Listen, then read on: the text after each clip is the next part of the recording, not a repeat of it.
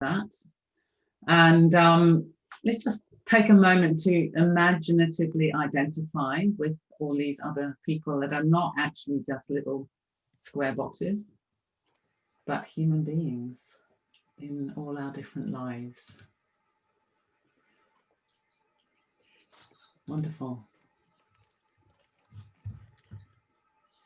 Aspiring, compassionate warriors. Because it is quite weird in this time of lockdown and Zoom, the way we can start to see other people as just a tiny little box on a screen. And of course, we are all so much more than that.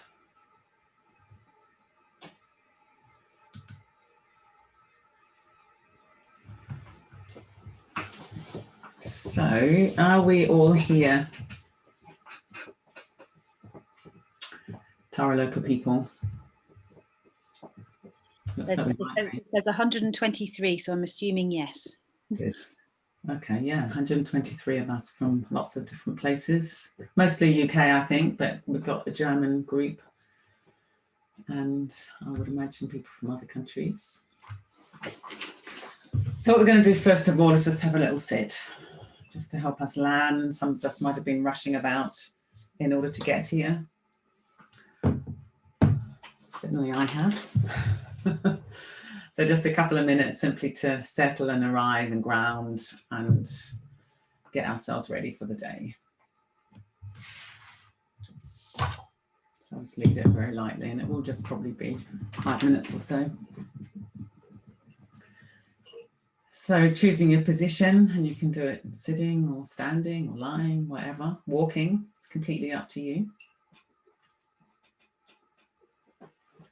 Closing our eyes if that's comfortable, and let's rest and arrive into this position.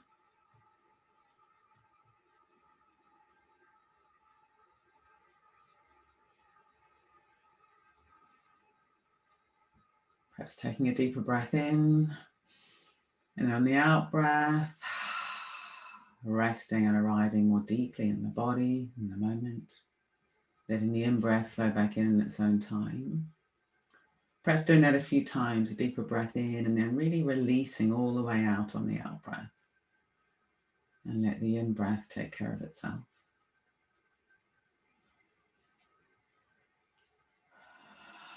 So letting go of whatever we've been doing. And letting go of anticipation of the future and arriving in the here and now as fully as we can. Allowing the weight of the body to yield up to the chair, the floor, the planet.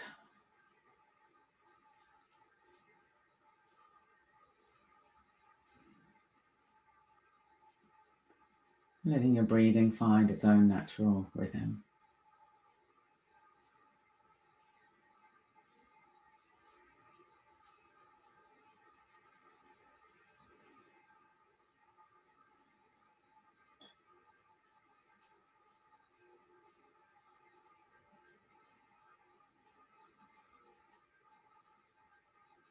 And seeing if we can bring all of ourselves into this moment, our breathing, our physical sensations, our thoughts, our emotions, not leaving anything out.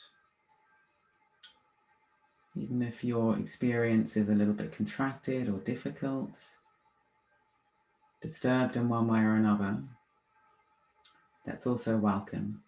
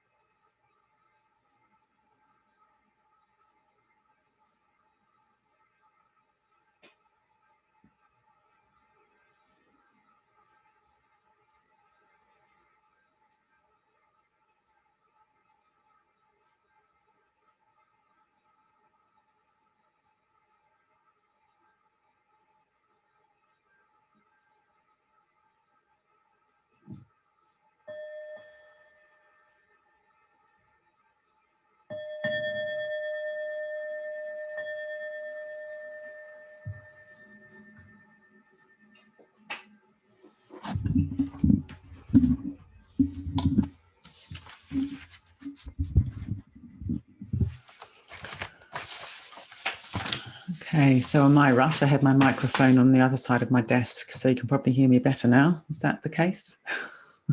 Can you all hear me okay?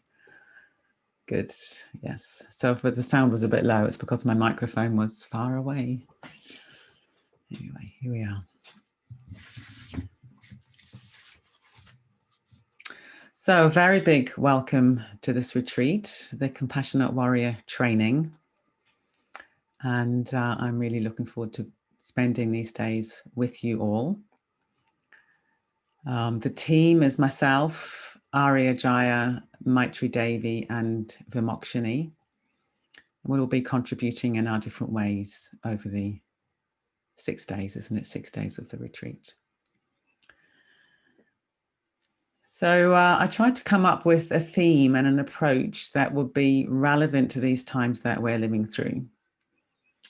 And, you know, as the months go by, it's becoming clearer to all of us, I would imagine, that we are living through historic times. You know, the historians will look back on 2020, 2021 as, you know, the era of the great pandemic. But it will also be the era of, you know, all the poverty that's arisen, the inequalities in our society that have been exposed, political unrest. Many people have lost their jobs, lost their livelihood. And of course, sadly, many people have lost their lives. Many people are ill. So it seemed important to me to come up with a theme and a retreat that was recognizing all that. So it's not that, you know, we have our lives and then we go away on retreat and we're in some other life, and then we come back from our retreat and we're plunged back into the turmoil of the world. It felt important that somehow we bring our Dharma practice to bear on the state of the world. And of course, given it's an online retreat, that's even more important because we're not even going away from our homes to some beautiful place. We have the opportunity to integrate our practice into our daily life. And for the people that I've taught on other online retreats over the last months, many people have said they found it more integrating to do a retreat at home, because you really have to find a way of working on your mind and your heart in the conditions that you have in your life. And then, of course, one can take that forward beyond the retreat, you know, how to bring these qualities of presence and love, kindness, awareness into our lives. So I'm quite glad in a way that it's an online retreat from that point of view, that hopefully you're going to get lots of skills that will be really useful in your life and in these times that we are living through. We don't know how long they're going to go on for. And even the thought, how long will it go on for, is deluded. All we know is what's happening now, and the future is totally uncertain, as it has always been. The Buddha's always told us that life is uncertain. But I think pre-pandemic, maybe we could live with the fiction that we could actually get it all on our own terms if we were really clever. If we just moved the pieces of the jigsaw around enough, then somehow life would be satisfactory on its own terms.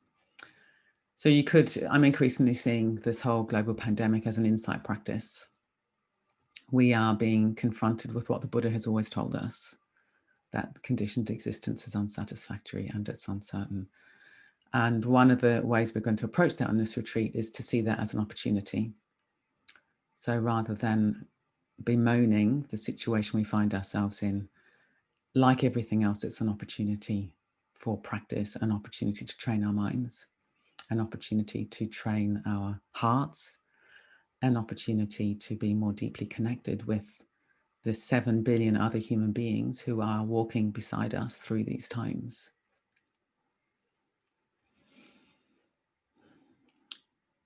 So we're going to be using Satipatthana and the Mahayana Lojong teachings as our companions, or as our map. They can seem very, they can seem very complicated, but my sense is that both of them are really incredibly simple. Really it is, how can we arrive in our experience with a non-reactive mind, or at least we notice our reactions and respond creatively to our reactions. That's probably more realistic for most of us. How can we be present? How can we soften our reactivity? And how can we be aware of our commonality with others? Satipatthana is obviously a Pali Canon text, and it's really wonderful, and it's called the Direct Path, so it's a complete training in its own right. And then the Lojong text comes from the Mahayana. It's most widely taught in Tibetan Buddhism. Really, it's doing the same thing, but with a slightly different emphasis, and the emphasis here is on exchanging self and other. So it's recognizing that one of the most profound causes of dukkha, of our struggles with life, is the ceaseless circling around the self, the me nature of our default existence. And in the mind training tradition, you flip that and you think of others, and you think of others as an antidote to this endless self-referential life that we lead. Even if we hate ourselves, there's still a degree of self-centeredness there. Or one of the Tibetan teachers calls it self-importance, which I think is a really, really good way of putting it. And I think if we're really honest, we probably all think that we're the most important person in the world on some level, because that is the default setting for deluded human beings. So you flip that by making other people important. I'm going to say much more about the two traditions this evening. I'll give a little talk this evening, but I'm just giving you a slight little map here. So each day we're going to have a period of Satipatthana practice, building presence, and then we're going to have a period of mind training practice, which is where we recognize our deep, deep, deep connection with others. So in a way that it's basically mindfulness and metta. It's what we're taught in Triratna as our foundational practices, but it's going into them through the doorways of Satipatthana and mind training. Excuse me. Lojong simply translates as mind training. And I'm increasingly seeing that's what meditation is. It's training our minds. Just like if we want to get physically fit, we go to the gym. If we could go to the gym, if they weren't all locked, but we, I'm sure all of us have got ways that we're trying to stay a bit fit during lockdown, because we know that if our bodies are as strong as possible, then life is easier, isn't it? Likewise, if we meditate to train the mind, then our mind becomes a tool that's working with us rather than against us. That's another way I'm increasingly describing meditation mindfulness. It's getting our minds working with us rather than against us. Because again, if we're honest, most of us will probably have many times during the day when our mind is not at our service, or it's not at the service of the good. It's working against us. So we're going to be using those as the themes over the week. And every morning in this morning slot, 10:30 to 12:30, we'll have a Satipatthana session and a Lojong session, mind training session. The other thing about mind training is that teachers bringing adversity onto the path. Bringing adversity onto the path. So again, it seems really relevant to these times that we're living in, where there's no shortage of adversity. And we can see it as an obstacle, or we can see adversity as an opportunity.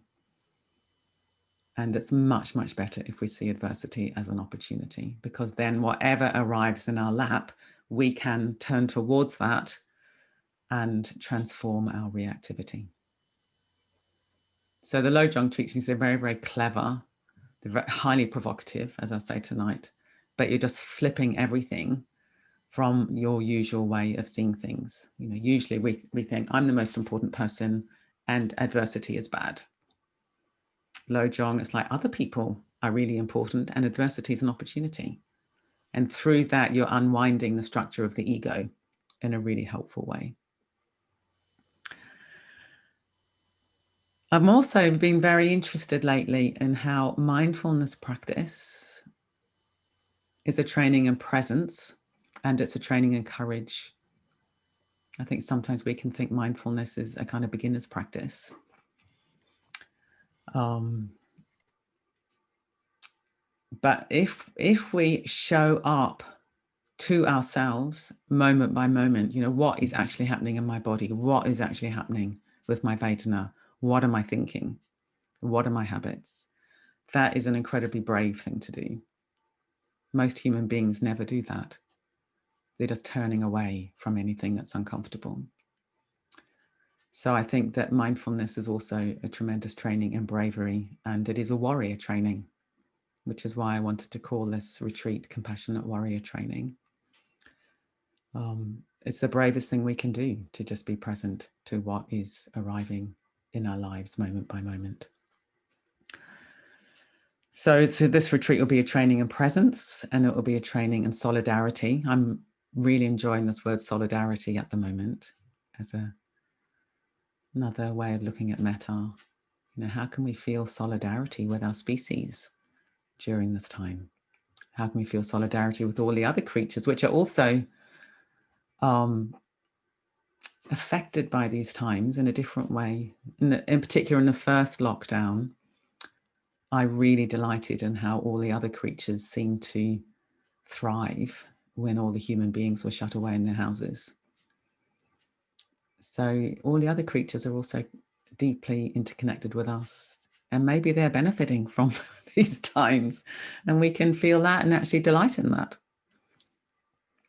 And then openness. So presence, solidarity, and openness will be the three great qualities we'll be cultivating. As I say tonight, the whole mind training tradition is predicated on the view that awareness is vast and boundless and limitless, like a clear blue sky.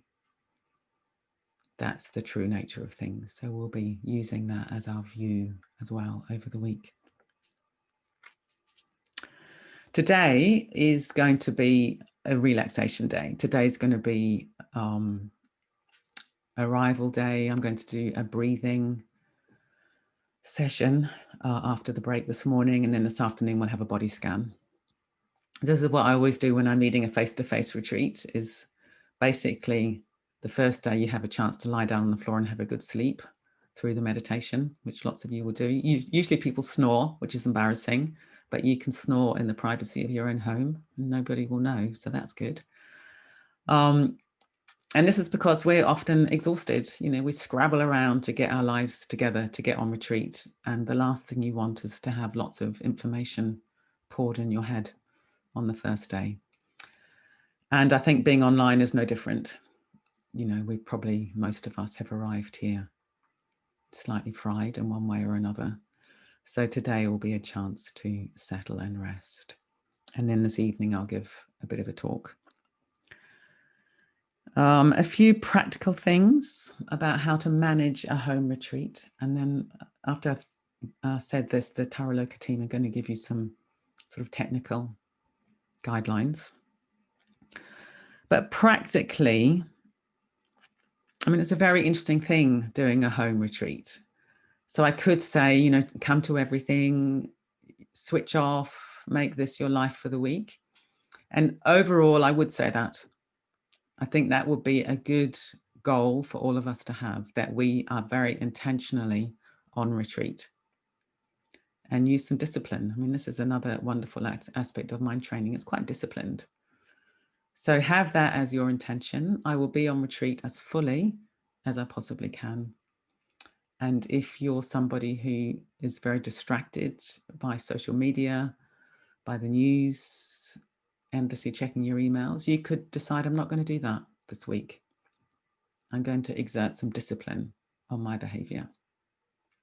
So that's the overarching invitation. And I know that many of you will have complex lives going on. You might be homeschooling your children. You might be having to do some work during the week. So I don't want you to give yourselves a hard time about that. So we have the overarching intention, and then within that, take responsibility for yourselves and do what you need to do to make the retreat work for you. Because there's enough adversity in the world without you piling on a whole extra layer thinking you're not doing the retreat right. And if you notice yourself thinking that, that's just another opportunity for practice. Thinking, okay, well, I'm giving myself a hard time here, being highly self-critical. What can I do right now to unwind that?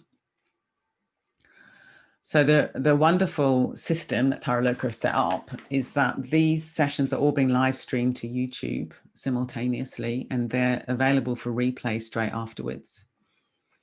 So if you need to miss a session, that's fine. And you can catch up on YouTube afterwards, and on the Padlet board, it will have the links for the YouTube. If you arrive late, I think if you go to the YouTube version, you can go back to the beginning, I think, but the Tara Loka team can confirm that or not. So again, you know, be creative with that. I think it's a really great system. And if it's going to really stress you out to get here on time because of your kids or whatever, then just arrive late and go to YouTube. That's absolutely fine. No one's judging you. Certainly no one on the team is going to be judging you. Probably you're your own greatest critic. And perhaps you could just let go of that a wee bit this week. So we really want you to make the retreat work for you. So it's something that supports you in your life and is enjoyable and pleasurable rather than a burden and a strain. And, you know, look at your own responses. If you're sitting here thinking, oh, great, good, I can just turn up late every session. I can lie in bed a bit later. That's good. Put my feet up. You might like to exert a little bit of discipline and think, well, no, actually, I'm going to make a bit of an effort to get there on time. But if you're homeschooling your children and you're also somebody who's highly perfectionist and you're going to get yourself really worked up trying to get all the schoolwork done so you can get there 2 minutes early because you're that sort of a person, then for you to turn up late and watch on YouTube, that might be your practice. Yeah, so it can be really great just to play around with one's own temperament and what you need.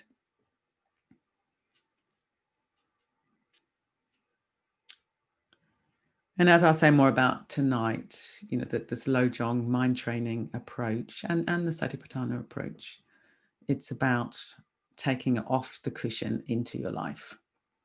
So hopefully, if nothing else, you'll be more aware of what's going on in your mind and your heart and your body over the week at all times. That will be a really good outcome.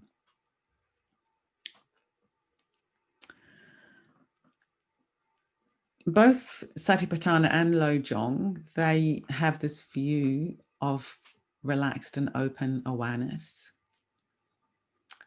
So that's a really good thing to bring to the retreat as well. And see if we can bring that to how we interact with Zoom. For some of us, I've really noticed this over the months, some of us, there's a tendency to lean forward all the time. I think because we want to be connected with the people out there, we're sort of leaning forward in order to try to connect with these people that are, you know, through the screen. But I'm afraid you're not leaning forward, just isn't going to work. If you lean forward into the screen, they're not going to be there in the flesh on the other side of the screen. They are in their lives somewhere else. And if you do this for hours a day, it's going to be quite, you're going to get eye strain, headaches, neck pain. It's not going to be very pleasant. So leaning back, I think, is really good with Zoom. Yeah, you could just do it right now. Have a sense of leaning back in your chair. If you're sitting on a chair, if you're sitting upright, bring your awareness into the back of your body. So I think bringing awareness into the back of the body is a really good antidote to Zoom land. And also turning off your camera can be something that's quite pleasurable for some people. Yeah, so it's fine with us if you want to turn off your camera and be lying down or standing on your head or something during the sessions. That's all completely fine. Because again, we can feel we've got to sort of perform and be sitting there looking all attentive the whole time. That may or may not work for you. And we don't mind at all if you want to turn off your camera and just listen to the sessions lying on your bed or something, that's fine. Also move around whenever you want to.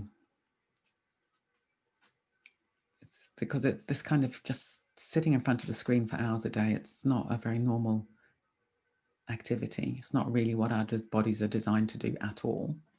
So again, we won't mind if we see people walking about on the screen while we're teaching. That's absolutely fine. Obviously, when we're meditating, it might be good to be in your meditation posture when we're meditating. But when we're doing input, if you're walking around, we'll be quite happy about that, because we think, well, that's good. That means people are keeping their bodies moving. And human bodies are designed to move. They're not designed to be slumped in front of a computer for hours. So please do what you need to there as well.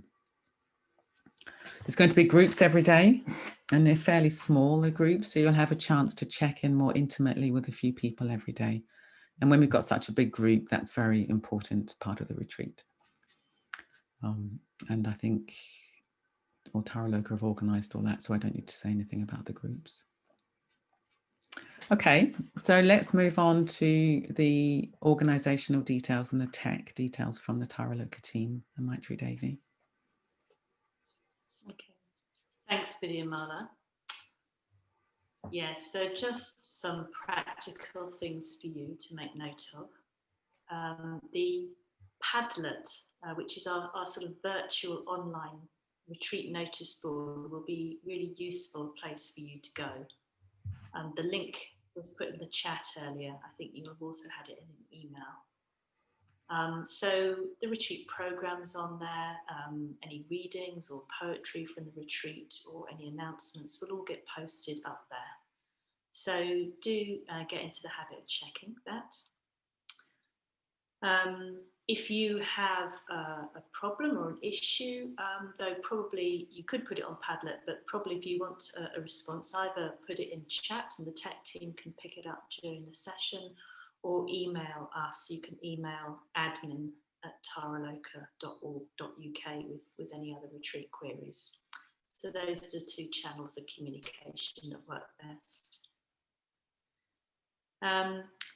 Also on the Padlet notice board are all the links for the live streams on YouTube, which Vidyamala mentioned. So you can just go there and click on them, or if the clicking doesn't work, just copy and paste it into your web browser and it'll take you onto YouTube and you can watch that session.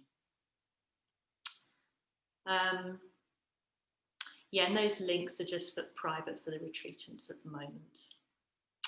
So we will, at the end of the retreat, be making the material more publicly available, which means that when we have interactions during this retreat, maybe people are asking questions, there's or inquiry sessions, the spotlight, the image will always be on whoever's teaching that session, so maybe Vidyamala. So if you ask a question, you won't appear on the video, but your voice will be recorded.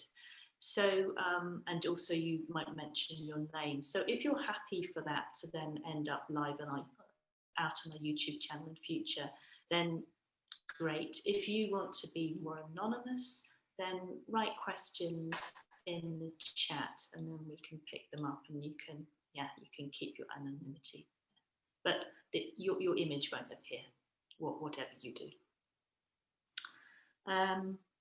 And also, when you arrive on sessions, you'll arrive muted, and you can unmute yourself during the breaks if you want to, but we'll just kind of arrive in silence as if we're coming into the shrine room together.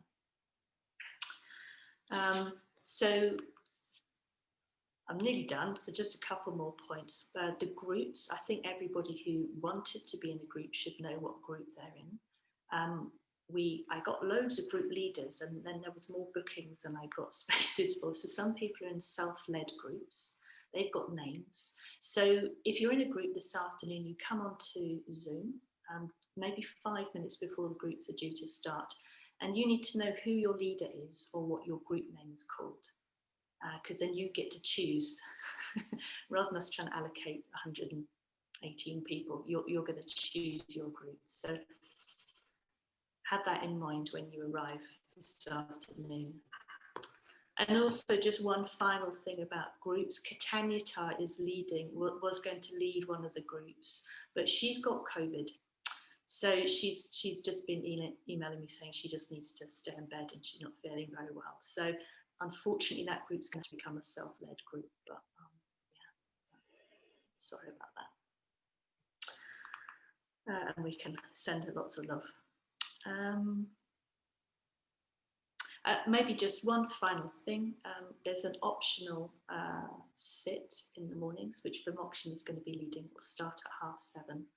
I'll be opening up Zoom for that. There'll be no waiting room or anything. So again, you'll turn it up muted.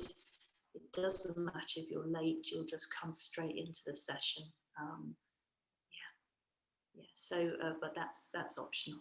Yeah. Okay, I think that's all I needed to say.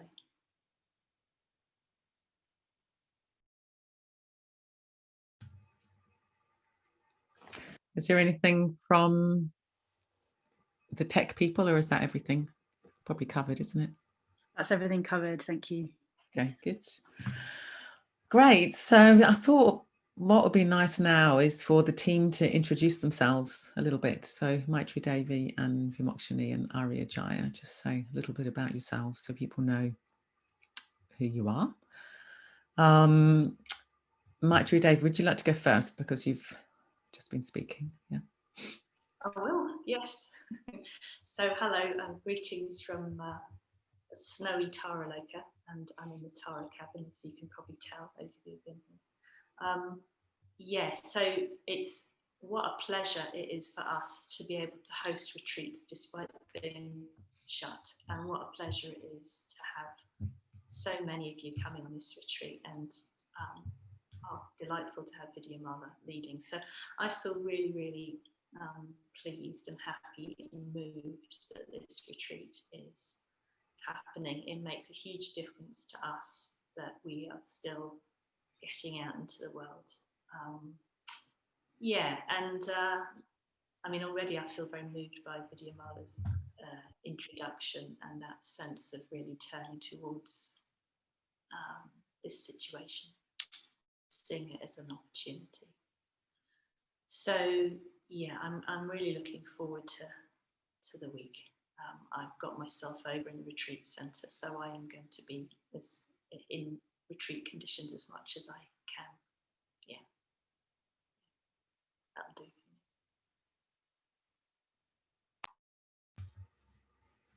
for me. So Arya Jaya. Hi everyone, good morning.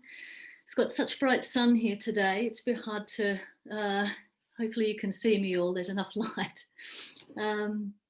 Yeah, I live at Adistana, live in the countryside, which is absolutely beautiful. I feel very fortunate about that in lockdown. And my name, Arya Jaya, means noble victory. The Jaya is kind of like connected to that warrior spirit. So that always needs to be grounded in love. So I'm really looking forward to, kind of exploring that with you all this week, and how we can keep, turning towards this samsaric world with our hearts open. I think that's all from me. So Vidyamala. Hello everyone, good morning from London. I live in London in a women's community with 3 other women. Although it's just 3 of us at the moment, we have a spare room right now, looking for someone else.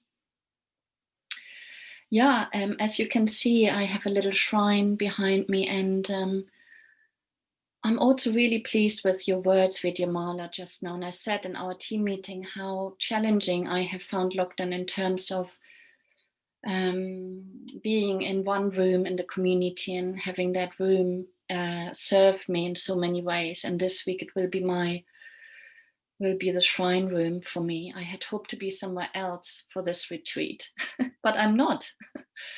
So I have been grappling with that a bit. How can I make it work, and not liking that I have to be in this room, but actually yesterday I've started making a shrine, and just now I feel already much more here. This is what I have for this week, and this is what I'm going to work with. And I too will be needing to be disciplined around email, because basically here where I'm sitting, it's my desk, my office, because that is where I can be for you to see my shrine.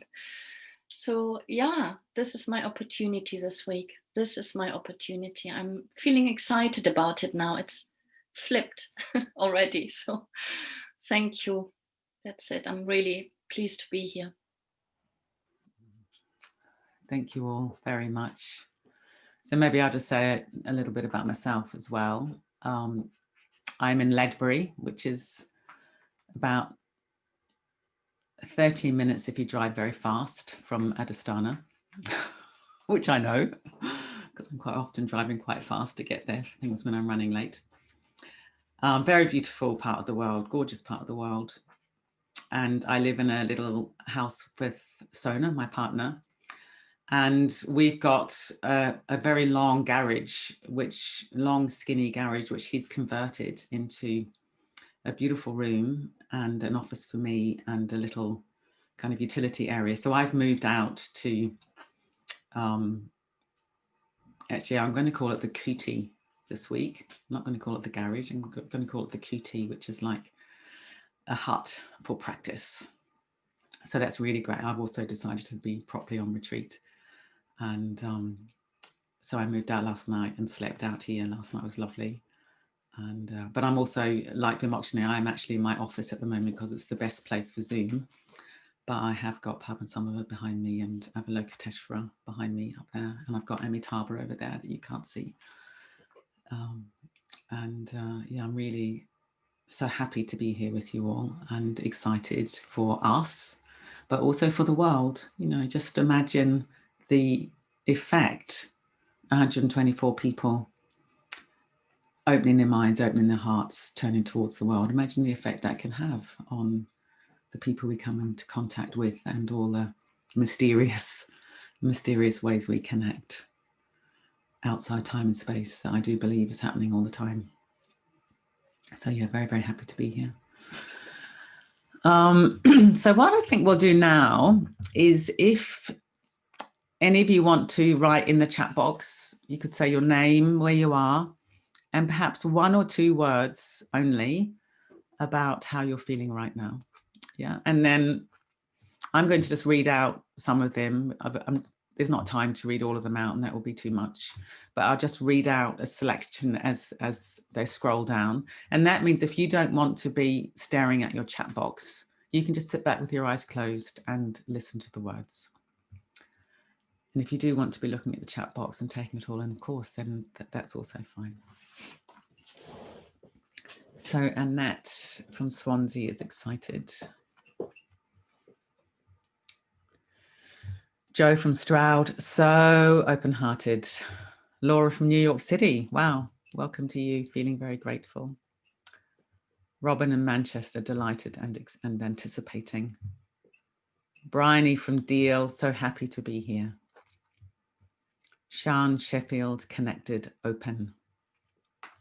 Annie, West Wales, so excited and grateful. Inga from Berlin, joyful and excited.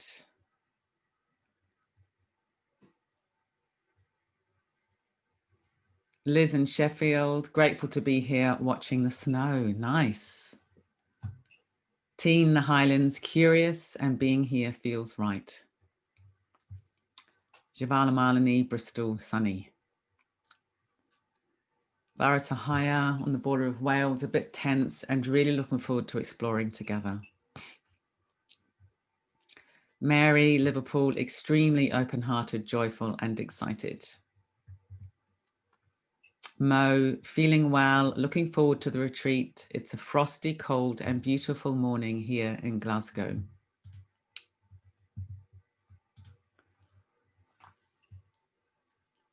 Manjinder, sorry if I pronounced your name wrongly, from South London, flowing with love versus Zoom resistance. Great, see, there's your choice. Which one are you going to go with? Amalavasini, Cardiff, a quiet joy. Ingrid, Oslo, Norway, excited and moved. Janet from Jyotivana Community, Manchester, very happy and open-hearted, enjoying looking out onto a snowy woodland. Tina from Oslo, feeling so grateful and a little distracted. I am open-hearted and appreciative. Marion from Malden, Essex. Jeanette from Kilsyth and Frosty, Scotland, interested in each response. Nikki, quiet and open appreciation. Claire from Dublin, grateful to be here, excited for the week ahead. Simone Biesenthal, near Berlin, a bit nervous and delightful.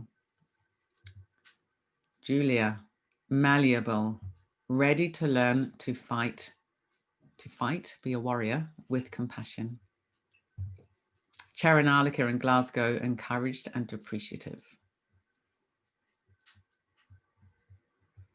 Cecile from Edinburgh, moved and grateful. Dana Samudra and West Malvern on the snowy hills, full of joyful anticipation, but need to settle.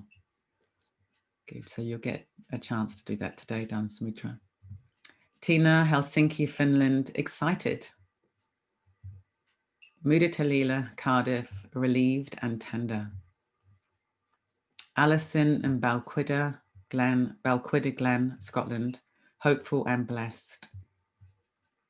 Natasha, Denmark, late COVID symptoms and headache, feeling vulnerable but appreciating this precious opportunity. So please make the retreat work for you, Natasha. Just do it in whatever way is going to support your health as well. You listen to the sessions lying down if you need to. Karina Shuri from West Yorks, excited to be here, and it's lovely to see so many people I know.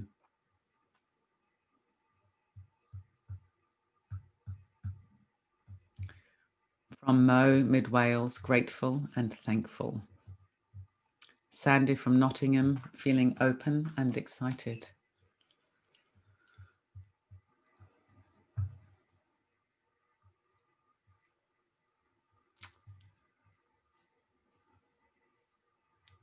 Christine, morning from Biddulph, UK, heavy snow.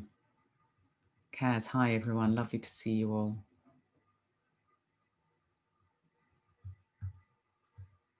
Paula, Stockholm, just wants to say hello. Hello, Paula. It's nice. Good. Okay, so that's wonderful to have that snapshot of you all out there, and it really does bring you all to life. It's beautiful, beautiful to hear all that. Oh, look, we've got another one. Joe from Cannock, thankful. I think what we'll do now is have a little break. So we'll break a little bit earlier today, and then it gives me a bit more time to do the breathing investigation. I'll do a little bit of an introduction, and then I'll lead a practice, and then hopefully we'll have time for some breakout rooms. So let's have a break now until 11:30. So if we come back at 11:30, and start as we intend to continue. So using this break as an opportunity for practice. So it's a break from the formal Zoom room, but it's not a break from your awareness practice. So just thinking about how you want to use these 15 minutes. If you have a drink, can you really taste the drink? Be present as you're drinking. Notice the temptation to distract yourself and think, do I really have to do that? Or could I just stay with my experience?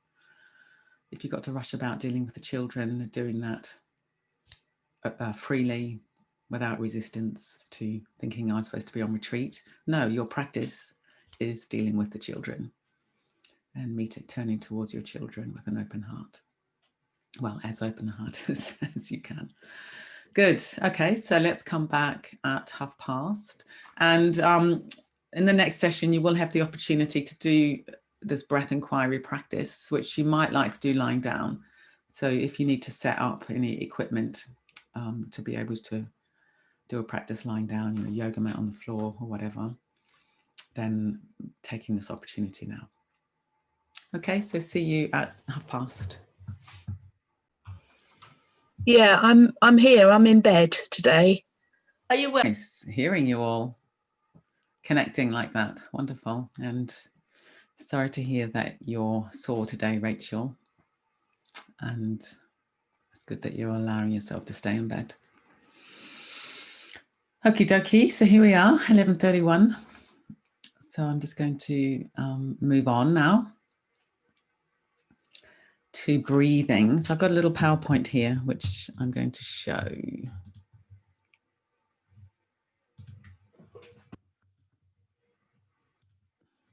So can you all see that okay? Vamokshani, put your thumb up. Yes, excellent.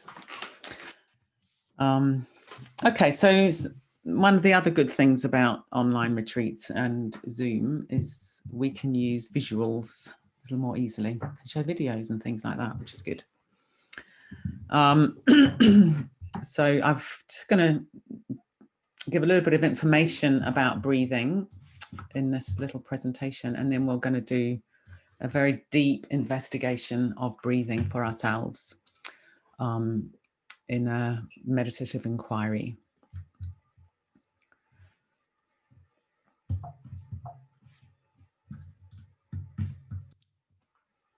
So this is something that I've come to recognize over the years, is that a whole body breath awareness is a crucial way to unwind reactivity. That if we can allow our breathing to be as free as possible, it's almost impossible to be really tight at exactly the same moment. You might tighten back up again the next moment, but then if we release back into breathing, we'll have another moment of release. So it's a kind of doorway that we can keep on going through. And we're going to be discovering a bit more what whole body breath awareness is over the next hour. Conversely, what I've noticed is that when we're in contracted states, be that physical pain, mental tension, or some kind of tight emotional state, we almost always hold the breath as well. So that means we don't only have the discomfort, whatever that is, physically, mentally, or emotionally, but then we've also got breath holding around that. Then we get more tension, more breath holding, more tension, more breath holding, and we just get into a state of being wound up. And that can become our habit. I think it's possible to be in habitually contracted states and not even know it. It's just so normal. It's just, that's the only thing that we know, that we think this is normal and this is acceptable. But the great thing about the approach that we're doing this week is realizing we always have a choice. And even if we release just a tiny bit, just for a moment, we're beginning to unwind that habitual way of being. And we can, over time, change our default setting quite profoundly. And we can change our default setting to one that's much more open and released rather than tight and contracted. So let's do a little exercise together. And people who've done things with me before, all of us will be very familiar. You will have done it with me before, but repetition is a really great thing. The Buddha said, I think it was the Buddha that said, non-repetition is the taint of the Holy Scriptures, which I think is so good. Non-repetition is the taint of the Holy Scriptures, meaning conversely that repetition is really good. By repeating things again and again, they go in. So if you have heard this before, if you're thinking, oh no, not this again, you could be thinking, oh great, another opportunity to go deeper into this material. Yeah, and I've done this material hundreds of times and I never fail to learn something new. So the exercise is, if you make a fist with one hand, and what's happened to your breathing? The chances are your breathing has tightened. So you've made the fist and then there's contraction around the breath as well. So now imagine directing your breathing into the fist.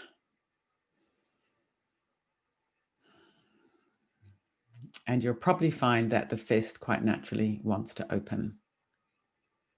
As soon as we soften the breathing and direct it into a state of contraction, it's quite natural for that contracted state to open. So the fist here represents any kind of tightness, and it might be in the mind, worry, anxiety, rumination, rehearsing, all these things that we can do. Or it might be more emotional, sort of fear, depression, anxiety. they're tight states. And as I was saying, you'll not only have the tight state, but you'll have the breath holding. But if we can learn to recognize these states when they arise and then soften our breathing around them, then very often that state will also begin to unwind. So it's just a great tool. It's a great friend. We can make breathing our friend. And then there's gravity. This is very interesting. So we live in this world system, this planet, where we have this invisible force that's continually holding us against the earth. We completely take it for granted. We maybe never really thought about it, but it is pretty remarkable that if gravity was more, we'd be stuck in one place. And if gravity was less, we'd be floating about. But somehow or other, evolution has granted us this perfect amount of pull where we can be grounded and held, and yet we can move about. And my sense, my observation is that when we have these contracted states and we have breath holding, we also resist gravity. We're kind of pulling away from gravity. It's like I think very often we're trying to lift away from our experience. So there's this tension, guarding, bracing, and then we tense against gravity. And of course, that's going to be quite tiring because gravity is continually holding us close to the earth. So what would it be like to live with gravity? To make gravity your friend? Yeah, so of course we can move about, but we'd move about grounded and we'd be moving about with this friend of gravity rather than resisting and fighting gravity. I read a beautiful article yesterday by a guy who's walking 24,000 miles across the planet. It was in the National Geographic, really, really beautifully written. And it was a bit in response to the state of the world and the pandemic. And he was saying one of in order to be adaptable, we need to be able to move. This is one of the things that humans have always done. You know, if there's some kind of change in climate, they will move to another area. This is historically. Anyway, he met some people. I can't remember the country now. It might have been Thailand, where they do a lot of walking. And he said it was amazing. They barely lift their feet. So they have these little plastic flip-flops on, and they do this walking, loads and loads of walking, but they barely lift their feet off the ground. So they're almost sort of skimming the earth with their walking. And that really struck me. You know, what would it be like to, maybe we can play around with this week. What would it be like to walk really in harmony with gravity? Now, obviously we will be moving, of course, but even within the walking stance, to what extent are you fighting gravity, resisting gravity? And what would it be like to walk with gravity? That's a wonderful invitation. And there may be people here where our walking is difficult in one way or another. For myself, I can't walk properly, but I still find it really fascinating, even with my ungainly gait, to see if I can dance with gravity rather than to struggle against gravity. And it's a beautiful practice. So yeah, that's another little invitation for this week. I'll see if I can find this article. Maybe I'll post it on the Padlet because it was such a gorgeous article. Okay, so I've got a little video now that's showing you what happens in the body when we breathe. It was originally in Flemish and someone's translated it into English, and the English is a bit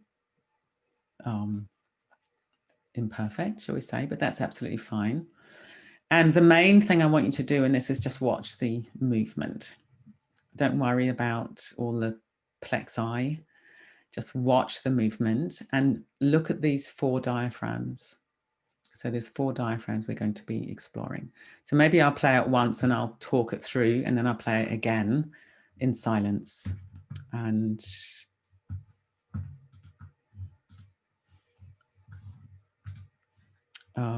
it's very short, so it doesn't take long. Oh, okay, it didn't work. Okay, so the first diaphragm we're going to look at is the cranial diaphragm. So diaphragm means membrane between two spaces, and there's lots of diaphragms in the body. And these 4 diaphragms are ones that is really good to be aware of in our breathing. So this one's in the head. This is amazing. So it's like your brain rests in this cradle of bones inside your skull. And when we breathe, there is movement in this cradle in the skull, which means that the brain isn't kind of this hard static lump, but the brain is living, it's soft, and it's nestling in this cradle. I always have to see the way that's moving. Amazing. And then there's a diaphragm at the back of the throat that also moves when we breathe. There's the main central diaphragm that moves when we breathe. And then there's the pelvic diaphragm that also participates in breathing. And those 4 diaphragms work together when we're breathing optimally. So there's openness and receptivity to movement in all those areas.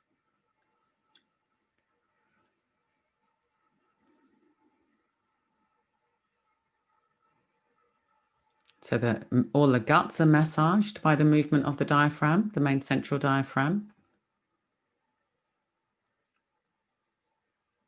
So the belly swells on the in-breath, subsides on the out-breath. The big psoas muscle is activated by the movement of the diaphragm. And look at the movement in the back of the body.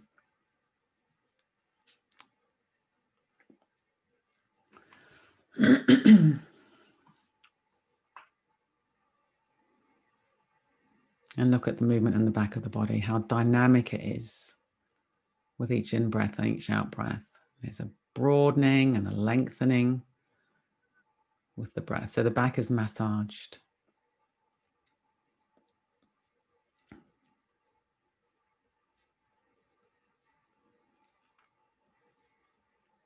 And there's the intercostal muscles of the ribs. So the ribs have this rhythm. It's all incredibly rhythmic and massagey.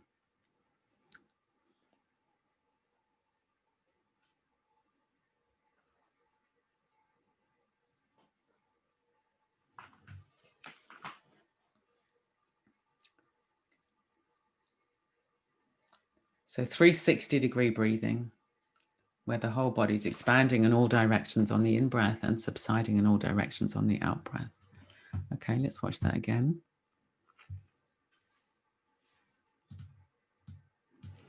Okay, so pay particular attention to these diaphragms. Now, the one in the head, you're not going to be able to feel that directly, but just knowing that it's dynamic in there, I think can be very helpful. And this time, just really look at the rhythm and look at how the whole body is involved in breathing. It's not just an activity in the chest area.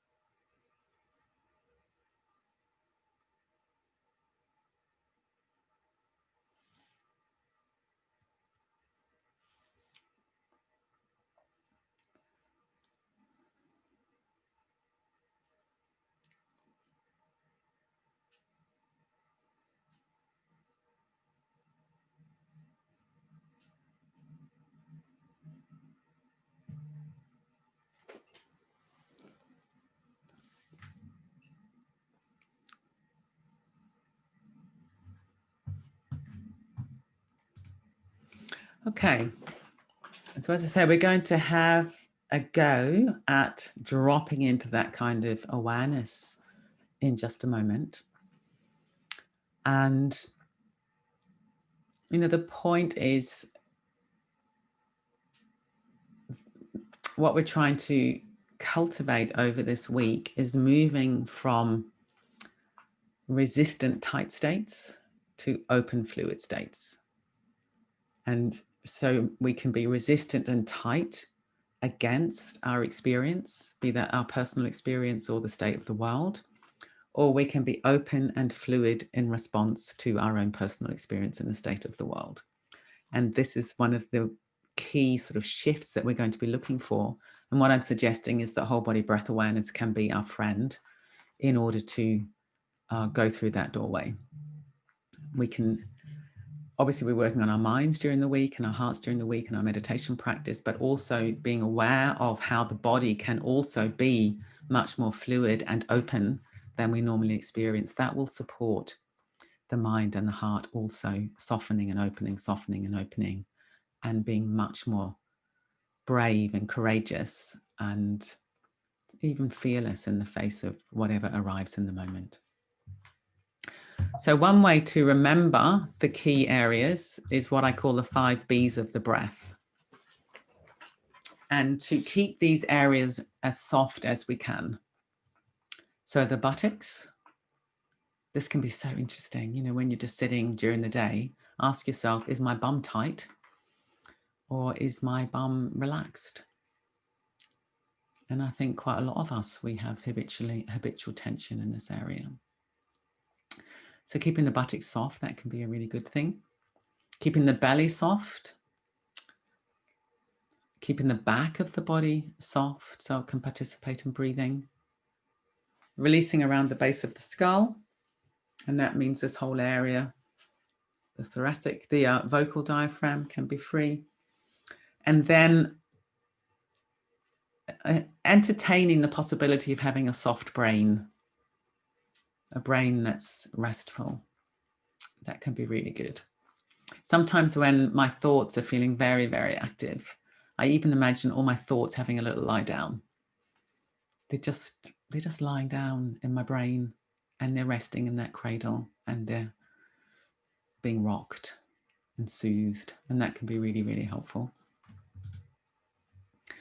So these 5 B's, that's just a way of remembering these different crucial areas. So the buttocks, if we soften the buttocks, that means that the pelvic floor is able to participate in breathing, as we saw in the video. If we relax the back or keep the back soft, that means the back can participate in breathing, which can be really helpful and soothing. Back breathing also stimulates the parasympathetic nervous system, which is to do with calm. So when we're feeling agitated, just dropping into back breathing can be really helpful. If we keep the belly soft, then that means the main central diaphragm can move freely, because as we saw, as it moves down, it pushes down on the organs and they get displaced outwards. So keeping the belly soft means that that movement can happen freely. If we release around the base of the skull, that means this area here is able to participate in breathing. I'll say a bit more about that in a moment. And then, as I say, keeping the brain soft. So that can be very helpful. And if you want to watch the original YouTube video in Flemish, that's the link. It's fantastic. I love it. So I'll post a link to this PowerPoint in the Padlet if you want to look at it again, because it can be a good thing to look at again and again and again. Yeah, I can just put a Dropbox link in for that. Okay, so in a minute we'll do the practice, but I'm just going to say a tiny bit about how to identify these areas, because we're going to be exploring these different areas. So the main central diaphragm is across the body, as we saw in the video. And if we're breathing optimally, it's able to move down on the body on the in-breath and relax back up on the out-breath. Yeah. And the way we allow that to happen is by softening in the abdomen. The pelvic diaphragm is at the base of the torso. We've got big muscles that go side to side and front to back at that area. And if we're breathing optimally, there's an echo in that area. It's not pelvic floor exercises. This is very important to say. We're not doing anything, but it's more like we have this big area, this big movement, and then it echoes down on the pelvic floor. So it's like an ocean swell. If you think of it as the swell on an ocean, the surface of the ocean isn't doing anything. It's just expressing deeper currents. So it's exactly the same with the pelvic floor participates in breathing because of these bigger movements higher up in the body. To get a sense of where it is, if you imagine you're sitting on a flat diamond and the front of the diamond is your pubic area, the back of the diamond is your anus, and the two sides of the diamond are the sitting bones deep in the buttocks, the bony tips in the buttocks. And within that diamond shape, it's soft tissue. And then the vocal diaphragm is at the back of the mouth and the top of the throat. If you make this noise,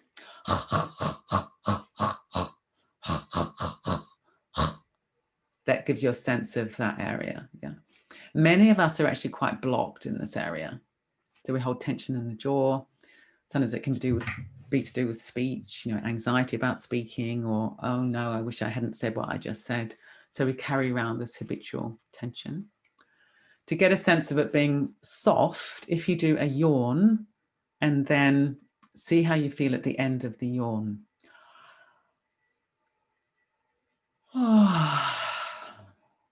And at the end, let the jaw stay soft, let the lips be soft, the tongue soft. It feels different, doesn't it?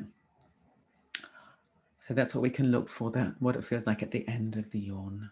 And as I said, you won't feel the brain directly, but you can have the sense of a possibility. Oh, my brain can also be just resting in this little cradle that's got its own movement. Okie dokie, so let's have a go now. So if you find a position, there's a few options here. None of them are perfect, just like life. So if you lie down, you will probably be more relaxed, but your back will be a little bit inhibited. So you won't feel back breathing quite as much. And of course you might go to sleep. If you sit, you might be a little bit less relaxed and your back will be freer, but your pelvic diaphragm will be a little bit inhibited. So it swings and roundabouts. The main thing is you just choose consciously which one you're going to try. You could move your posture in the middle if you felt like it. Do half of it lying down, half of it sitting, or vice versa. It's completely up to you. Probably do it for 20 minutes or so, something like that. I'm just going to change my chair.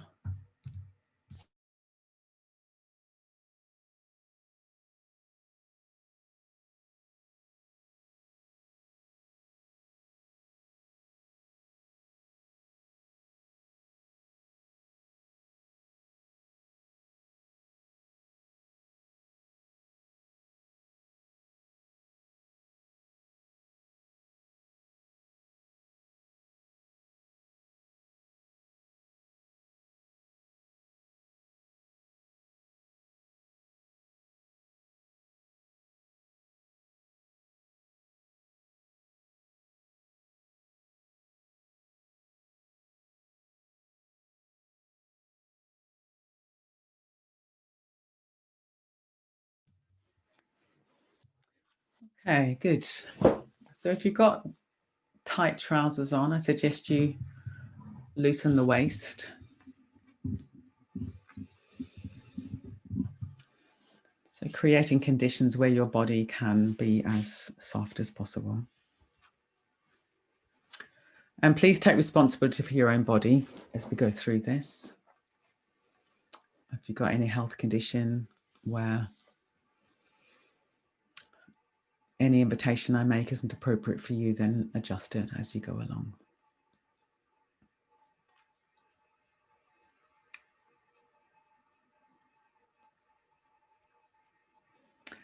So let's just begin to settle.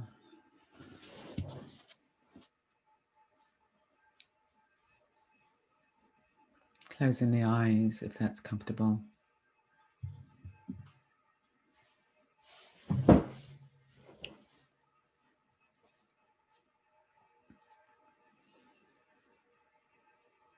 And allowing the weight of the body to rest down into its position, whether you're sitting or whether you're lying.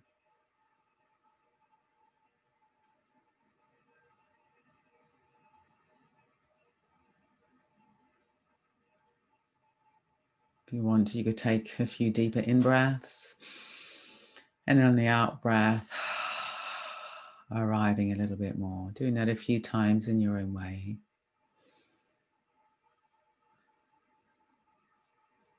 With each out-breath, resting down into your position a little bit more.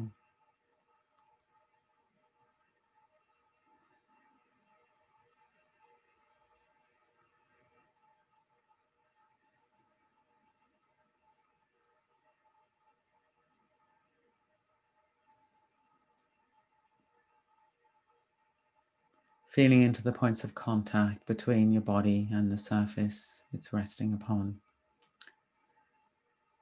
Making gravity your friend, holding you close to the earth, and having a sense of yielding the weight of the body rather than collapsing.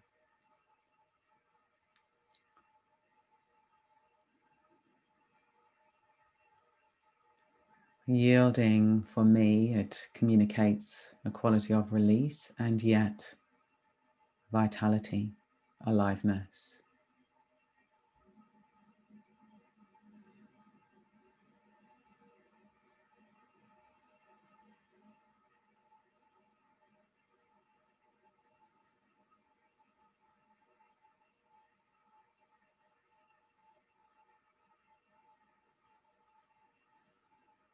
And now let's place the right hand on the right side of the abdomen and the left hand on the left side of the abdomen.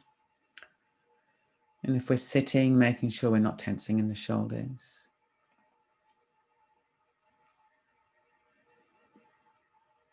Beginning to tune into the movements beneath the hands with breathing.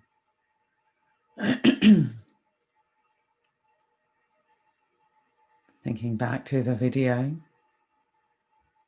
and how the main central diaphragm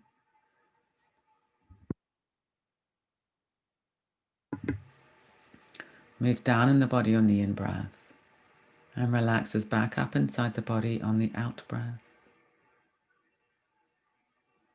And as it moves down, it displaces the organs and they move outwards.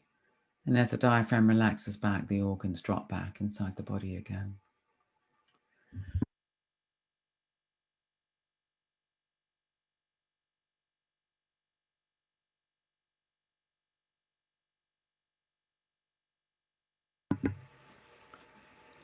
And we do a little bit of tensing and releasing just to get a sense of what's it like to be inhibited and what's it like to be open. And do this as appropriate for your body.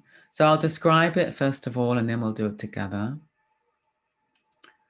The tensing phase will suck in the belly and we'll hold it for a moment or two. And then we'll release it, and you'll find you want to take a big breath in, big breath out. You just follow that inclination, allow the breath to be free. So let's do it together now. So sucking in the tummy, the abdomen, holding, holding, and release. Big breath in.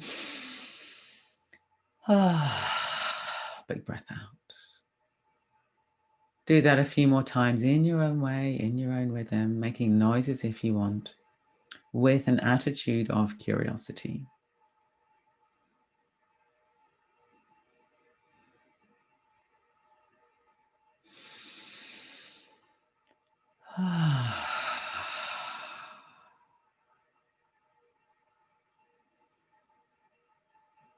So what happens to your breathing when you tense your belly?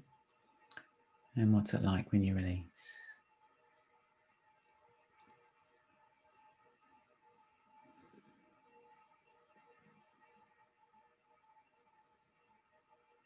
And now letting go of any effort and allowing your breathing to find its own rhythm.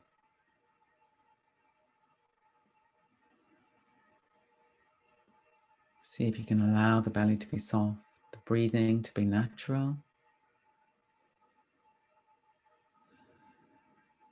You won't feel the diaphragm directly, but we can have a sense of the movement of the diaphragm deep inside the body through the swelling and subsiding of the belly.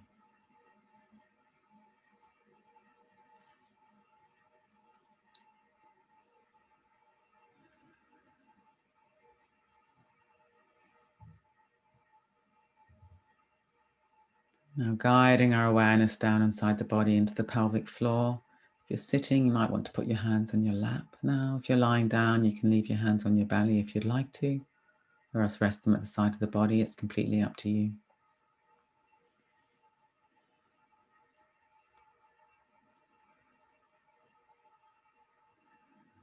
So dropping into the buttocks, letting the buttocks be soft.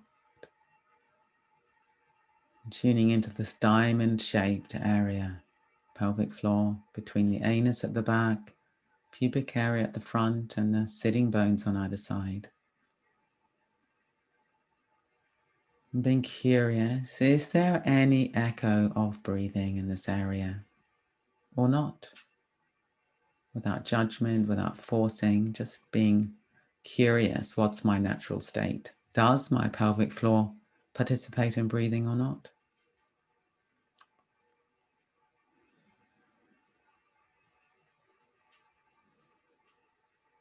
Remember, it's not effort or an act of will. It's utterly and completely receptive.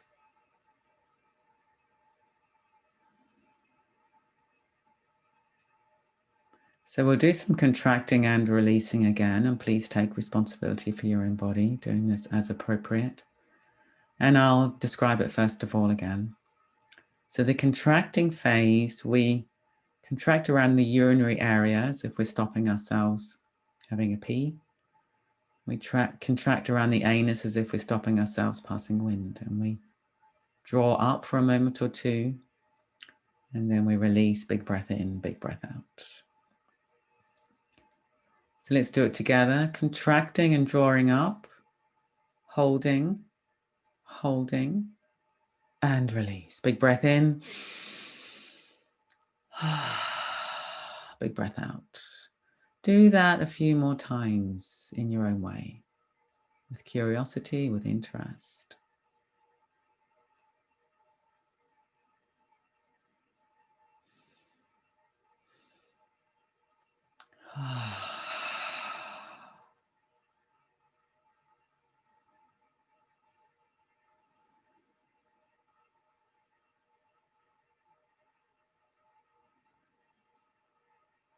And now letting go of any effort and allowing the breathing to settle.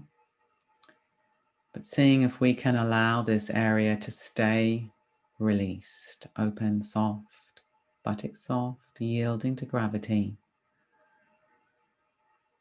And feeling an echo in this area. And don't worry if you can't feel anything, it's very subtle. But you could be aware of the possibility of this part of the body being pliable and receptive to breathing.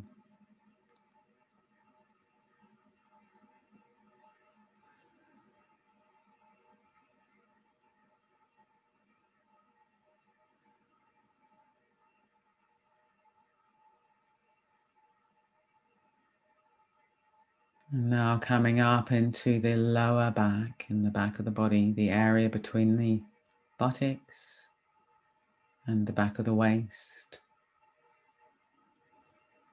Being curious, how's breathing showing up here? Just thinking back to the video again and how dynamic the back of the body was. How much movement there was. And again, it's completely receptive. It's not any act of will.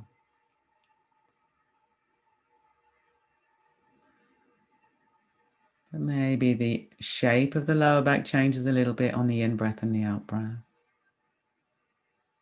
Maybe the angle changes a wee bit, maybe it broadens and subsides. This discomfort, allowing it to be massaged by the breathing.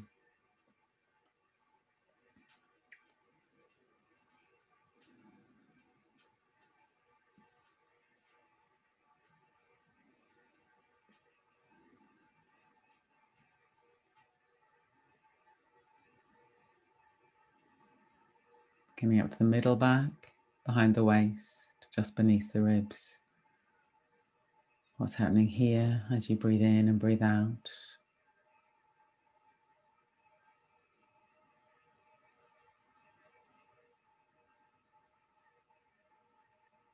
And the upper back.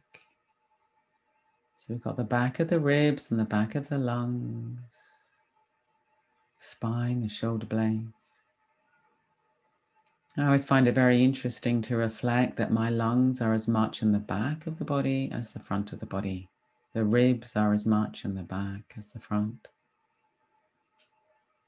And to rest inside the movements and sensations of breathing in the upper back.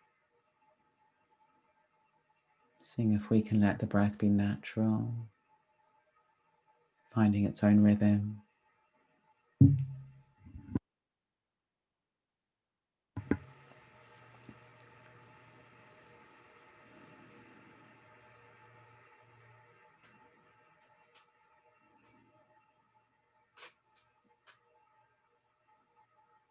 And broadening out to be aware of the whole back, the length of the back and the breadth of the back.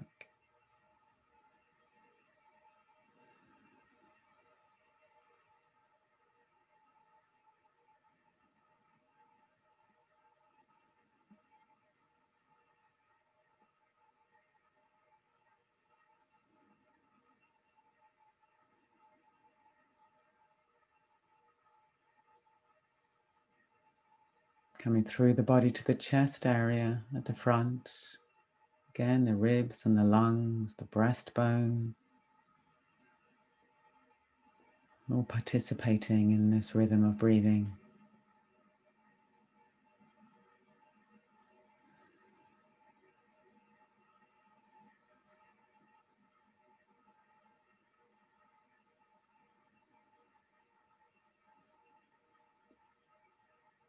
The whole front of the torso, the belly and the chest. Opening phase on the in-breath, subsiding phase on the out-breath.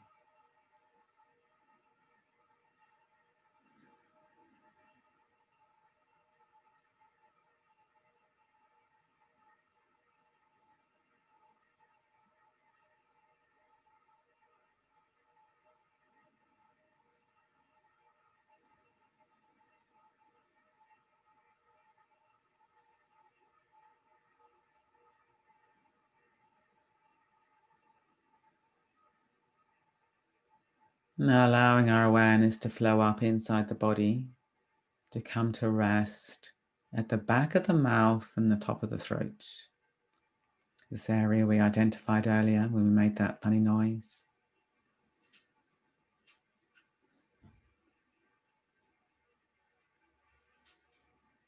And playing around here in your own time with tensing and releasing. So the tensing phase, you could clench your teeth and just notice what happens to breathing through that area when you clench your teeth. Obviously that's exaggerating tension, but often we have a version of that. And then the relaxation or the release phase is to yawn and notice what it's like at the end of the yawn. So spending a few moments experimenting for yourself.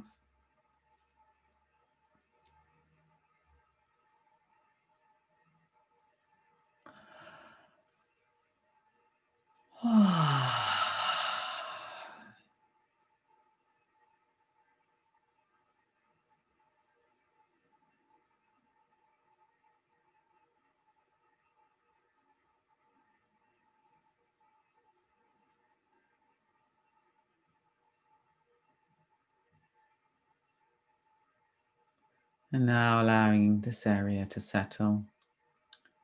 Letting the lips be soft, tongue soft, jaw soft. So the wind of the breath can flow freely through this area on the way in and out of the body.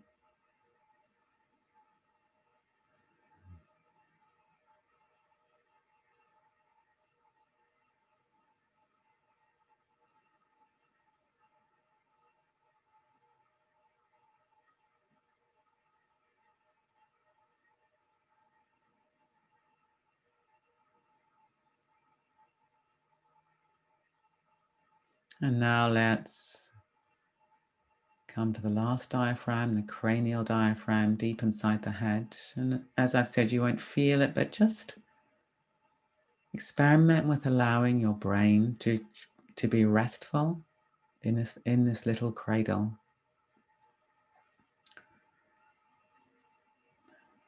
And rather than experiencing the head as being solid and stuck and static, this too has movement as its nature. The brain is soft and pliable as it rests in its little cradle.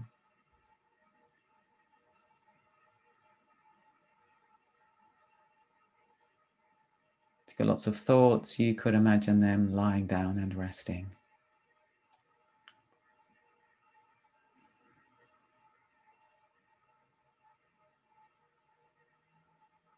And rather than experiencing the head as being separate to the body, let's experience the head as being a limb of the body. Just like the arms and the legs, deeply connected.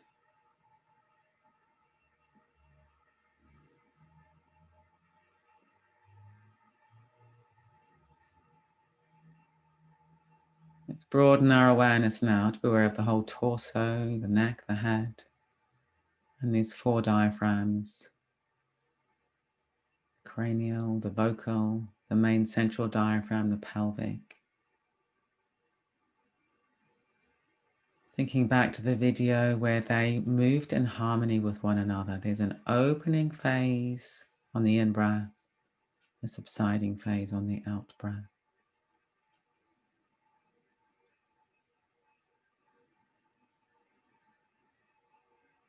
.360 breathing. I always love imagining that the volume of the whole torso is expanding in all directions on the in-breath, subsiding in all directions on the out-breath.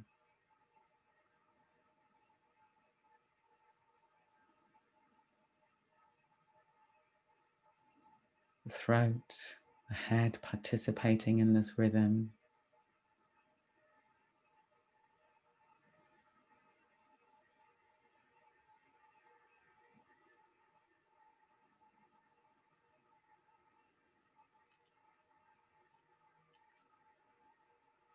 Now allowing the sense of rhythm, of movement, of flow to spill through the hips and to pour down into the legs, all the way to the tips of the toes.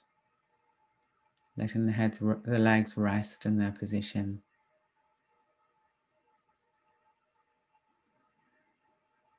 Legs are full of awareness, but it's this soft, pliable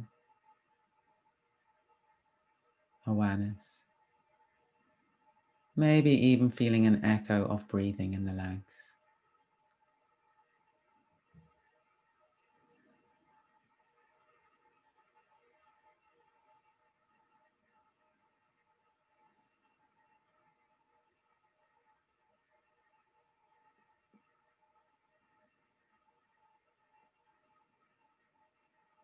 Now likewise, spilling through the shoulders and down the arms all the way to the tips of the fingers and the thumbs. Allowing the shoulders to fall away from the midline of the body, the arms to rest in gravity. And maybe even feeling an echo of breathing in the arms and the hands.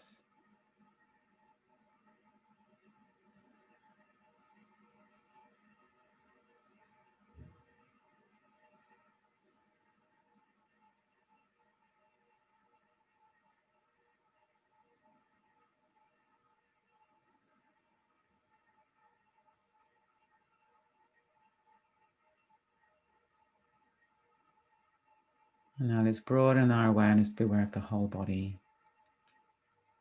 integrated yet pliable. Much more fluid than we normally realize. The whole body expanding in all directions on the in-breath, subsiding in all directions on the out-breath. 360-degree breathing.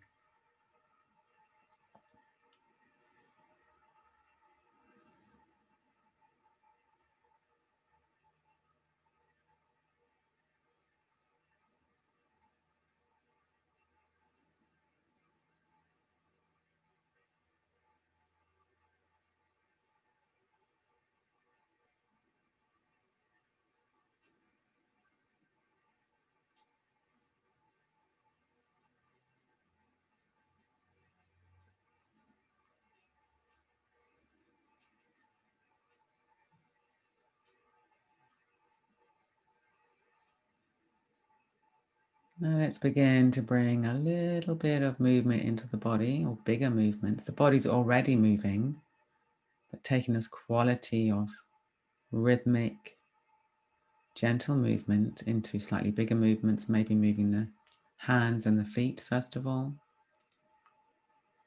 Noticing any tendency to grip the breath before we move. Let's see if we can keep the breathing soft. In their own time, coming out of the practice. If you've been lying down, then moving carefully, being careful not to strain the body as you come into an upright position.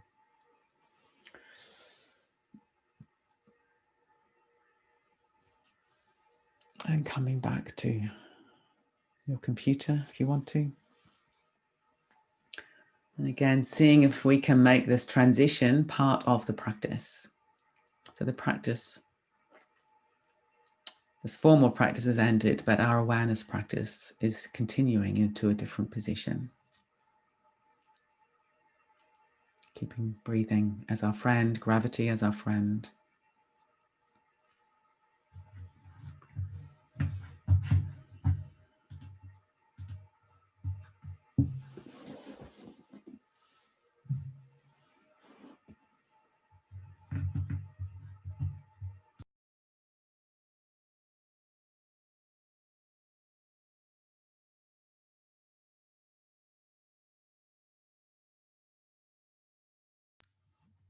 So tech people, I think it'd be nice to go into breakout rooms for just about 8 minutes, maybe 3 in a room, just random rooms.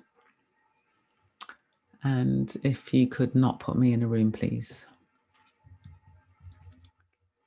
Having some lunch, maybe getting some air if you can. Although I know at least one person's quarantining indoors, having heard that earlier. But yeah, just doing whatever you need to do for yourself to be present, rested as possible. And the next formal session is at 3:30, which is going to be a body scan. So more resting. And again, so you could set up your space beforehand. It'll be following up what we've just done. It'll be a breath-based body scan. Again, practicing resting inside whole body breathing. Soften the body, soften the mind, soften the heart. Okay.